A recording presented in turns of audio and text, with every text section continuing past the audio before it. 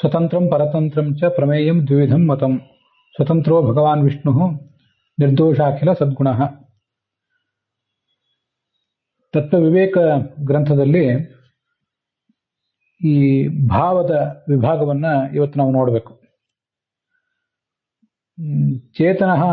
ಚೇತನೋ ಚೇತನಶ್ಚೇತಿ ಭಾವಶ್ಚ ದ್ವಿವಿಧಃ ಸ್ಮೃತಃ ನಿತ್ಯಮುಕ್ತಶ್ಚ ಶ್ರುತಿಯುಕ್ ಪರತಂತ್ರೋಪಿ ಚೇತನಃ ದ್ವಿಧೈವ ಶ್ರೀರ್ನಿತ್ಯಮುಕ್ತ ಶ್ರುತಿಯುಕ್ತ ದ್ವಿಧಾ ಮತಃ.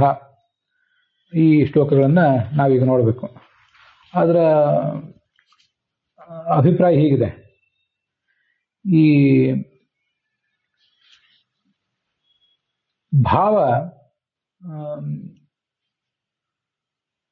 ಎರಡು ರೀತಿಯಾಗಿದೆ. ಅದು ಚೇತನ ಮತ್ತು ಅಚೇತನ ಅಂತ. ಹಿಂದೆ ಅಭಾವದ ವಿಭಾಗ ನೋಡಿದ್ದೀವಿ. ಈಗ ಭಾವದ ವಿಭಾಗದ ಬಗ್ಗೆ ಹೇಳ್ತಿದ್ದಾರೆ, ಚೇತನ ಮತ್ತು ಅಚೇತನ ಅಂತ. ಮತ್ತೆ ಆ ಚೇತನ ವಸ್ತು ಇದೆಯಲ್ಲ, ಅದು ಕೂಡ ಪರತಂತ್ರವಾದಂತಹ ಅಚೇತನ ವಸ್ತು ಇದೆಯಲ್ಲ, ಅದು ಕೂಡ ನಿತ್ಯ ಮುಕ್ತ ಮತ್ತು ಸಂಸಾರದ ಸಂಬಂಧ ಉಳ್ಳಂಥದ್ದು ಅಂತ ಹೀಗೆ ಎರಡು ಥರದ್ದಿದೆ. ಅದರಲ್ಲಿ ನಿತ್ಯ ಮುಕ್ತ ಚೇತನ ಅಂದ್ರೆ, ನಿತ್ಯ ಮುಕ್ತವಾದ ಪರತಂತ್ರ ಚೇತನ ಅಂದ್ರೆ ಲಕ್ಷ್ಮೀದೇವಿ. ಸಂಸಾರದ ಸಂಬಂಧವುಳ್ಳಂತಹ ಪರಚೇತನ ಅದು ಲಕ್ಷ್ಮೀದೇವಿಗಿಂತ ಭಿನ್ನವಾದ ಈ ಉಳಿದ ಜಗತ್ತು. ಅದು ಎರಡು ರೀತಿಯಾಗಿದೆ. ಅದನ್ನು ಈ ಮುಂದೆ ಹೇಳ್ತಾರೆ. ಅದರ ಮೊದಲು ಈಗ ನಾವು ಶ್ಲೋಕಗಳ ಅರ್ಥಗಳನ್ನು ಗಮನಿಸೋಣ. ಭಾವಶ್ಚ, ಭಾವವೂ ಕೂಡ, ಚೇತನಃ ಅಚೇತನಃ ಚ ಇತಿ, ಚೇತನವು ಮತ್ತು ಅಚೇತನವು ಎಂಬುದಾಗಿ ದ್ವಿವಿಧ ಎರಡು ರೀತಿಯಾಗಿ ಸ್ಮೃತಃ ಸ್ಮರಿಸಲ್ಪಟ್ಟಿದೆ, ಅಂದರೆ ಶಾಸ್ತ್ರದಲ್ಲಿ ಹೇಳಲ್ಪಟ್ಟಿದೆ. ಪರತಂತ್ರ, ಪರತಂತ್ರವಾದ, ಚೇತನಃ ಅಪಿ, ಚೇತನವೂ ಕೂಡ. ಕೆಲವು ಕಡೆ ಪರತಂತ್ರವಾಗಿದ್ರೂ ಚೇತನ ವಸ್ತುವು ಅಂತ ಅನುವಾದ ಮಾಡಿದ್ದಾರೆ. ಹಾಗೆ ಮಾಡಿದ್ರೆ ತಪ್ಪೇನು ಇರ್ಲಿಕ್ಕಿಲ್ಲ, ಆದರೆ ಈ ಥರ ಮಾಡುವುದು ಒಳ್ಳೆಯದು. ಪರತಂತ್ರವಾದ ಚೇತನವೂ ಕೂಡ, ಪರತಂತ್ರ ಚೇತನಃ ಅಪಿ, ಅದು ಕೂಡ ನಿತ್ಯ ಮುಕ್ತ, ಯಾವತ್ತೂ ಸಂಸಾರಕ್ಕೆ ಬರದೇ ಇರುವಂಥದ್ದು ಅಂತ ಒಂದು. ಇನ್ನೊಂದು ಶ್ರುತಿ ಅಂದ್ರೆ ಸಂಸಾರವನ್ನು ಹೊಂದಿರುವುದು, ಶ್ರುತಿ ಯುಕ್, ಇದು ವ್ಯಂಜನಾಂತವಾದ ಶಬ್ದ. ಹೀಗೆ ದ್ವಿಧಾ ಏವ, ಎರಡೇ ರೀತಿಯಾಗಿ ಇದೆ. ಅದರಲ್ಲಿ ಮತ್ತೆ ದ್ವಿಧೈವ ಅನ್ನೋದಕ್ಕೆ ಒಂದು ಕಾಮ ಹಾಕೊಂಡಿದ್ದಾರೆ, ಅದು ನಮ್ಗೆ ಅರ್ಥ ಆಗೋ ದೃಷ್ಟಿಯಿಂದ. ದ್ವಿಧೈವ ಶ್ರೀಹಿ ನಿತ್ಯ ಮುಕ್ತ, ಅದರಲ್ಲಿ ನಿತ್ಯ ಮುಕ್ತವಾದ ಚೇತನ ಅಂದ್ರೆ ಯಾರು? ಅದನ್ನ ಶ್ರೀಹಿ, ಲಕ್ಷ್ಮೀದೇವಿ ಅಂತ ಹೀಗೆ ತೋರಿಸಿದ್ದಾರೆ. ಅವಳು ನಿತ್ಯ ಮುಕ್ತಳಾದವಳು. ಮತ್ತೆ ಶ್ರುತಿಯುಕ್ತ, ಶ್ರುತಿ ಅಂದ್ರೆ ಸಂಸಾರ, ಆ ಸಂಸಾರವನ್ನು ಹೊಂದಿರುವ ಜೀವಗಣ, ಅದು ದ್ವಿಧಾ ಮತಃ, ಎರಡು ರೀತಿಯಾಗಿ ಅದು ಸ್ವೀಕರಿಸಲ್ಪಟ್ಟಿದೆ ಅಂತ ಹೀಗದರ ಅಭಿಪ್ರಾಯ. ಮುಕ್ತ ಅಮುಕ್ತ ಇತಿ, ಮುಕ್ತ ಗಣ ಒಂದು, ಅಮುಕ್ತ ಗಣ ಒಂದು. ಈಗ ಒಂದು ಜೀವಗಣ ಅದು ಮುಕ್ತ ಆಗಿ ಹೋಗಿರ್ಬೋದು ಈಗ, ಆದರೂ ಕೂಡ ಒಂದಲ್ಲ ಒಂದು ಹಂತದಲ್ಲಿ ಸಂಸಾರದ ಬಂಧನ ಅದಕ್ಕಿದ್ದೇ ಇತ್ತು. ಅದರಿಂದ ಅದನ್ನು ಶ್ರುತಿಯುಕ್ ಅಂತಾನೆ ಹೇಳ್ತಾರೆ. ಇನ್ನೊಂದು ಅಮುಕ್ತ, ಇನ್ನು ಮುಕ್ತಿಯನ್ನು ಹೊಂದದೇ ಇರುವಂಥದ್ದು ಅಂತ, ಅದು ಎರಡು ರೀತಿಯಾಗಿದೆ ಅಂತ ಅದರ ಅಭಿಪ್ರಾಯ. ಮುಂದೆ ಅದರ ಅರ್ಥ ಹೀಗಿದೆ. ಈ ಮುಕ್ತರು ಮತ್ತು ಅಮುಕ್ತರು ಅಂತ ಎರಡು ಥರ ಇದ್ದಾರೆ ಸಂಸಾರ ಸಂಬಂಧವುಳ್ಳವರು ಅಂತ ಬಂದ ಮೇಲೆ, ಆ ಮುಕ್ತರು ಏನು ಅಂತ ಅನ್ನೋದನ್ನ ಈಗ ಹೇಳ್ತಾರೆ. ಮನುಷ್ಯರಿಂದ ಪ್ರಾರಂಭ ಮಾಡಿಕೊಂಡು ಚತುರ್ಮುಖ ಬ್ರಹ್ಮನವರೆಗೆ ಅವರ ವರ್ಗೀಕರಣ ಇದೆ. ಬೇರೆ ಬೇರೆ ಸ್ತರದವರು ಅವರಿದ್ದಾರೆ. ಅವರೆಲ್ಲ ಒಬ್ಬರಿಗಿಂತ ಒಬ್ಬರು 100 ಪಟ್ಟು ಅಧಿಕರಾಗಿದ್ದಾರೆ. ಆನಂದ, ಜ್ಞಾನ, ಅವರಿಗೆ ಅವ್ರು ಮಾಡಿರುವ ಸಾಧನೆ ಮತ್ತು ಅದರ ಫಲವಾಗಿ ಅವರು ಅನುಭವಿಸುವಂತಹ ಆನಂದ, ಈ ದೃಷ್ಟಿಯಿಂದ ಅವರು 100 ಪಟ್ಟು ಅಧಿಕರಾಗಿದ್ದಾರೆ ಒಬ್ಬರಿಗಿಂತ ಅಂತ ಹೀಗದರ ಅಭಿಪ್ರಾಯ. ಅಲ್ಲಿ ಆ ಶ್ಲೋಕದ ಅರ್ಥ ನೋಡೋಣ ಮೊದಲು. ಹಿ ಅತ್ರ, ಹಿ ಅನ್ನೋದು ಪ್ರಸಿದ್ಧಿಯನ್ನು ತೋರಿಸ್ತದೆ. ಇದರ ಶಾಸ್ತ್ರದಲ್ಲಿ ಹೀಗೆ ಪ್ರಸಿದ್ಧಿ ಇದೆ ಅಂತ. ಅತ್ರ ಈ ಮುಕ್ತರಲ್ಲಿ ಬ್ರಹ್ಮಾಂತಹ, ಮನುಷ್ಯರಿಂದ ಪ್ರಾರಂಭಿಸಿ ಅಂತ ಅನ್ನೋದು ನಾವು ಇಟ್ಕೋಬೇಕು. ಬ್ರಹ್ಮಾಂತಹ ಬ್ರಹ್ಮನವರೆಗೆ, ಉತ್ತರೋತ್ತರಂ, ಈ ಸಾಮಾನ್ಯವಾಗಿ ದೇವ ಋಷಿ ಪಿತೃಪ ನರ ಅಂತ ಇಷ್ಟೇ ಹೇಳಿರ್ತಾರೆ. ಇದು 5 ವರ್ಗೀಕರಣ. ತೈತ್ತರೀಯ ಉಪನಿಷತ್ತು ಮೊದಲಾದ ಕಡೆ ಇನ್ನೂ ಹೆಚ್ಚಿನ ವರ್ಗೀಕರಣ ಇದೆ. ಇದನ್ನೇ ಮತ್ತೆ ಹೆಚ್ಚು ವಿಸ್ತರಿಸಬಹುದು. ಅದು ನಮ್ಗೆ ಗೊತ್ತಿದೆ. 32 ಕಕ್ಷಾ ತಾರತಮ್ಯ ಅದರಲ್ಲಿ ನಮಗೆ ಪ್ರಸಿದ್ಧ ಇದ್ದೇ ಇದೆ. ಕೆಲವು ಕಡೆ 8 ಹೇಳ್ತಾರೆ. ಹೀಗೆ ಬೇರೆ ಬೇರೆ ಥರದ್ದು ಬರ್ತಿರ್ತದೆ. ಅಂತೂ ಗೊತ್ತಿರಲಿ, ಅದೊಂದು ವರ್ಗೀಕರಣ ಏನಿದೆ, ಆ ವರ್ಗೀಕರಣದ ದೃಷ್ಟಿಯಿಂದ ಒಬ್ಬರಿಗಿಂತ ಒಬ್ಬರು ಆ ಒಂದು ವರ್ಗೀಕರಣಕ್ಕಿಂತ, ಒಂದು ಕ್ಲಾಸಿಗಿಂತ ಅದರ ಮೇಲಿನ ಕ್ಲಾಸು ಹೆಚ್ಚು 100 ಪಟ್ಟು ಆನಂದವುಳ್ಳದ್ದೇ ಆಗಿರ್ತದೆ. ಅದನ್ನೇ ಆ ತೈತ್ತರೀಯ ಉಪನಿಷತ್ನಲ್ಲಿ ಸಯೇಕೋ ಬ್ರಹ್ಮಣ ಆನಂದ ತೇಯೇ ಶತಂ ಪ್ರಜಾಪತೇರಾನಂದಾ ಅಂತ ಹೀಗೆ ಅದನ್ನ ವರ್ಣಿಸೋದು ಅಂತ ಈ ಥರ ಅದರ ಅಭಿಪ್ರಾಯ. ಇಲ್ಲಿ ನಮಗೆ ತೈತ್ತರೀಯ ಉಪನಿಷತ್ನಲ್ಲಿ ಬಂದಿರೋದನ್ನ ಇಲ್ಲೇನು ಹೇಳಬೇಕಾಗಿಲ್ಲ. ಅಂತೂ ಮನುಷ್ಯರಿಂದ ಪ್ರಾರಂಭ ಮಾಡಿಕೊಂಡು ಆ ಚತುರ್ಮುಖ ಬ್ರಹ್ಮನವರೆಗೆ 100 ಪಟ್ಟು ಹೆಚ್ಚಿನ ಆನಂದವನ್ನು ಹೊಂದಿರ್ತಾರೆ ಅವರು. ಲಕ್ಷ್ಮೀದೇವಿ ಏನಿದ್ದಾಳೆ ಅವಳು ಬರೇ 100 ಪಟ್ಟಲ್ಲ, ಇನ್ನೂ ಹೆಚ್ಚು. ಮುಕ್ತಾಹ ಶತಗುಣಾಹ ಪ್ರೋಕ್ತಾಹ, ಅಲ್ಲಿ ಬ್ರಹ್ಮಾಂತಹ ಚತುರ್ಮುಖ ಬ್ರಹ್ಮನವರೆಗೆ ಉತ್ತರೋತ್ತರಂ, ಮೇಲ್ಮೇಲೆ ಹೋದಂತೆ ಹೆಚ್ಚು ಹೆಚ್ಚು ಅಂತ ಅರ್ಥ. ಮುಕ್ತಾಹ ಮುಕ್ತರು, ಶತಗುಣಾಹ 100 ಗುಣವುಳ್ಳವರು, ಪ್ರೋಕ್ತಾಹ ಹೀಗೆ ಹೇಳಲ್ಪಟ್ಟಿದ್ದಾರೆ. ರಮಾದೇವಿಯು ತೇಭ್ಯ ಆ ಎಲ್ಲ, ತೇಭ್ಯ ಅಖಿಲೈಹಿ, ತೇಭ್ಯ ಆ ಎಲ್ಲ ಜೀವರಿಗಿಂತ, ಮುಕ್ತರಾದ ಎಲ್ಲ ಜೀವರಿಗಿಂತಲೂ, ಅಖಿಲೈಹಿ ಗುಣೈಹಿ ನಿತ್ಯಂ ಬಹುಗುಣೋದ್ರಿಕ್ತ,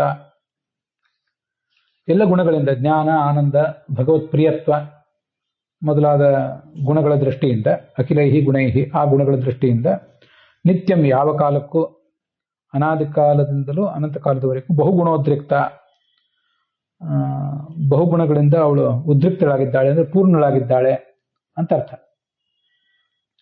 ಬ್ರಹ್ಮಾದಿಗಳಿಗಿಂತ ಎಲ್ಲ ಗುಣಗಳಲ್ಲಿಯೂ, ಎಲ್ಲ ಗುಣಗಳ ದೃಷ್ಟಿಯಿಂದಲೂ ಅಂತ ಅರ್ಥ.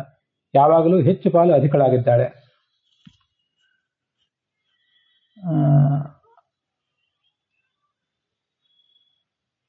ಮತ್ತೆ ಅವಳಿಗಿಂತ ಭಗವಂತ ಎಷ್ಟು ಹೆಚ್ಚು ಪಾಲು ಅಂದರೆ ಅದು ಅನಂತ ಪಟ್ಟು, ಅನಂತ ಅಂತ ಅನ್ನೋದನ್ನೇ ಅಲ್ಲಿ ಅನುಸಂಧಾನ ಮಾಡಬೇಕು.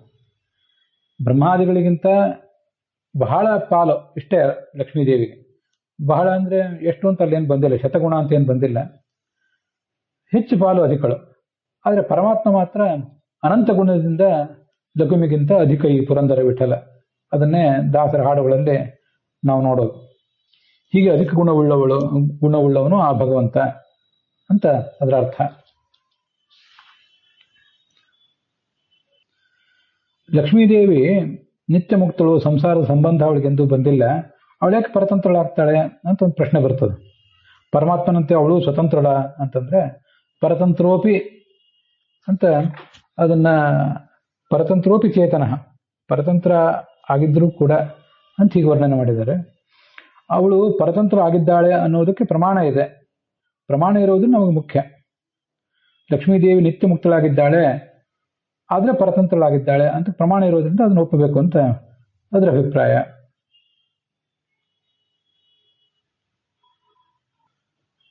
ಕೆಲವು ವಾದಿಗಳು ಲಕ್ಷ್ಮೀದೇವಿಗೂ ಮತ್ತು ಉಳಿದ ಮುಕ್ತರಿಗೂ ಸಮಾನತೆಯನ್ನು ಹೇಳ್ತಾರೆ. ಅದು ಕೂಡ ನಮ್ಮಲ್ಲಿ ಸ್ವೀಕೃತ ಅಲ್ಲ. ಲಕ್ಷ್ಮೀದೇವಿ ಈ ಎಲ್ಲ ಜೀವರಿಗಿಂತ, ಅವರು ಮುಕ್ತರಾಗಿದ್ದಾಗಲಿ ಮುಕ್ತಿಗೆ ಬರೋಕ್ಕಿಂತ ಮುಂಚೆ ಆಗಲಿ ಯಾವಾಗಲೂ ಅವಳು ದೊಡ್ಡವಳೆ ಅಂತ ಅದರ ಅರ್ಥ.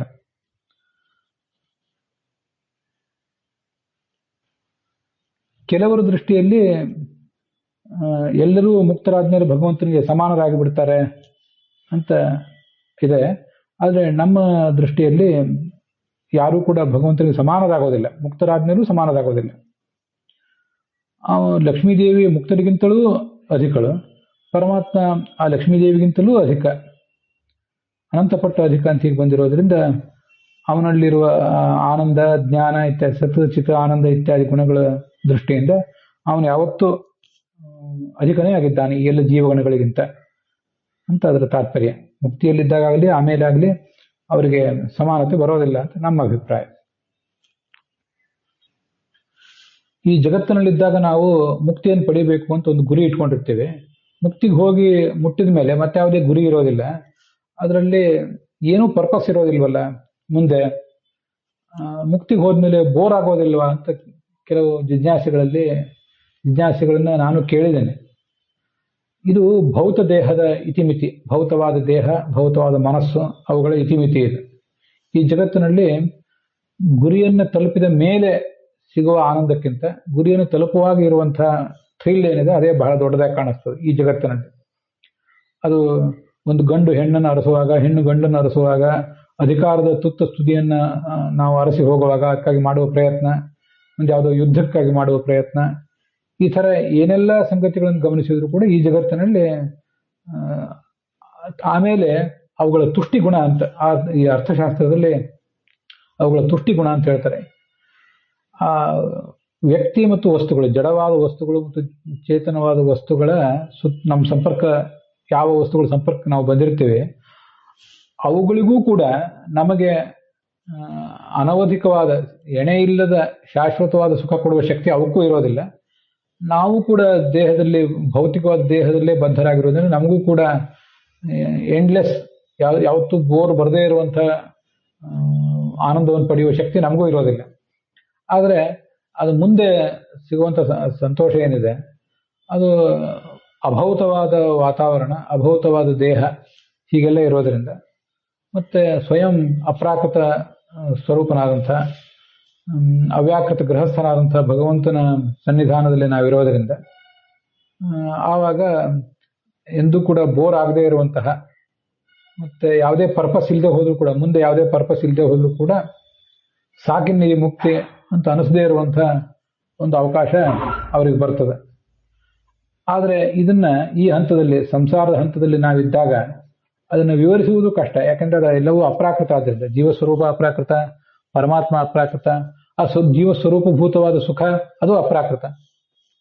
ಹೀಗೆಲ್ಲ ಇರೋದ್ರಿಂದ ಅಪ್ರಾಕೃತವಾದನ್ನು ವಿವರಿಸಲಿಕ್ಕೆ ಬರೋದಿಲ್ಲ. ಅದನ್ನ ಆ ಕಾಲದಲ್ಲಿ ಅನುಭವಿಸಿಯೇ ತೀರ್ಬೇಕಷ್ಟೆ. ಆದ್ರಿಂದ ಅದಕ್ಕೆ ಕೇವಲ ಶಾಸ್ತ್ರ ಅನ್ನೋದು ಮಾತ್ರ ಪ್ರಮಾಣ ಆಗ್ತದೆ ಹೊರತು ಬೇರೆ ಯಾವುದೇ ಮಾತಿನಿಂದ ಅಲ್ಲಿ ಬೋರ್ ಬರೋದಿಲ್ಲ ಅಂತ ಈ ಥರ ಹೇಳಬಹುದಷ್ಟೆ. ಆದರೆ ಅದಕ್ಕೆ ದೃಷ್ಟಾಂತವಾಗಿ ನಾವು ಯಾವುದೇ ಸುಖವನ್ನು ತೋರಿಸ್ಲಿಕ್ಕೆ ಬರೋದಿಲ್ಲ ಈ ಜಗತ್ತಿನಲ್ಲಿ. ಸ್ವಲ್ಪ ಏನಾದರೂ ತೋರಿಸ್ಬಹುದು. ಧ್ಯಾನ ಸ್ಥಿತಿಯಲ್ಲಿ ನಾವು ಕೂತಾಗ, ಭಗವಂತನನ್ನ ಧ್ಯಾನ ಮಾಡುತ್ತಾ ನಾವು ಕೂತಿದ್ದಾಗ ಏನೊಂದು ಸುಖ ಬರ್ತದೆ. ಆ ಸುಖ, ಅಲ್ಲಿ ಸಿಗುವ ಸುಖ, ನಿದ್ರೆ ಮಾಡ್ತಿರುವಾಗ ಸಿಗುವ ಒಂದು ಸುಖ, ಅದು ಎಂದೂ ಕೂಡ ಬೋರ್ ಆಗದೆ ಇರುವಂಥ ಸುಖ ಅಂತ ಒಂದು ಸ್ವಲ್ಪ ದೃಷ್ಟಾಂತ ಕೊಡಬಹುದು ಅಂತ ಕಾಣಿಸ್ತದೆ. ಅಷ್ಟು ಬಿಟ್ಟರೆ ಉಳಿದೆಲ್ಲ ಸುಖಗಳು, ಹೊರಗಿನಿಂದ ಬರುವ ಎಲ್ಲ ಸುಖಗಳು, ಸುಖ ಕೊಡುವಂಥ ವಸ್ತುಗಳು ಎಲ್ಲನೂ ಕೂಡ ಈಗ ನಮಗೆ ಏಕತಾನತೆಯನ್ನ ಮಾಡಿಯೇ ಮಾಡ್ತವೆ. ಅದಕ್ಕೆ ಬೇರೆ ಪರಿಹಾರ ಇಲ್ಲ ಈ ಜಗತ್ತಿನಲ್ಲಿ. ಅಲ್ಲಿಗೆ ಇವತ್ತಿನ ಈ ಭಾಗ ಸಮಾಪ್ತ ಆಗಿದೆ.